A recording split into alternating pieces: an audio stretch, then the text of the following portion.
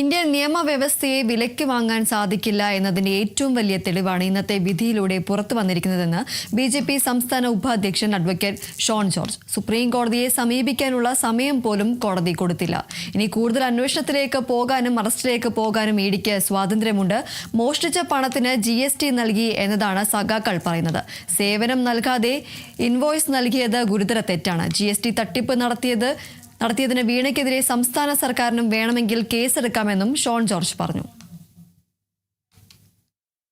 Indian നിയമവ്യവസ്ഥയെ സ്വാഭാവികമായിട്ടും സ്വാധീനങ്ങൾ കൊണ്ടും വ്യവഹാരങ്ങൾ കൊണ്ടും താമസിപ്പിക്കാൻ കഴിയും. പക്ഷെ ഒരിക്കലും ഇന്ത്യൻ നിയമവ്യവസ്ഥയെയും വ്യവസ്ഥിതിയെയും വിലയ്ക്ക് വാങ്ങാൻ കഴിയില്ല എന്ന് ബോധ്യപ്പെടുത്തുന്നത് കൂടിയാണ് ഈ വിധി. തീർച്ചയായിട്ടും ഇനി എൻഫോഴ്സ്മെന്റ് ഡയറക്ടറേറ്റിന് അന്വേഷണവുമായി മുമ്പോട്ട് പോകാൻ യാതൊരു തടസ്സമില്ല. സുപ്രീം കോടതിയെ സമീപിക്കാനുള്ള സമയം ചോദിച്ചിട്ട് പോലും കോടതി അനുവദിച്ചില്ല. അപ്പോ ഇനിയുള്ള ദിവസങ്ങളിൽ കൂടുതൽ നടപടി തെളിവുകൾ പ്രത്യേകിച്ച് ശേഖരിക്കേണ്ട കാര്യമുണ്ടെന്ന് ഞാൻ തോന്നുന്നില്ല. കാരണം വീണ SFI എൻക്വയറിയിൽ തന്നെ വീണ പ്രതിയായിട്ടുള്ള GST അടച്ചെന്നുള്ളത് മോട്ടിച്ച പണത്തിൽ GST അടച്ചതുകൊണ്ട് കുഴപ്പമില്ലെന്ന് സഹായകന്മാർ പറഞ്ഞു. അവിടെ ഇരുന്നിട്ടുണ്ട് അറിയോ, ഈ GST അടയ്ക്കുന്നതിന് അടച്ച GSTക്ക് വിഹിതം ഇങ്ങോട്ട് സംസ്ഥാന സർക്കാർ വാങ്ങുന്നുണ്ട് അല്ലേ?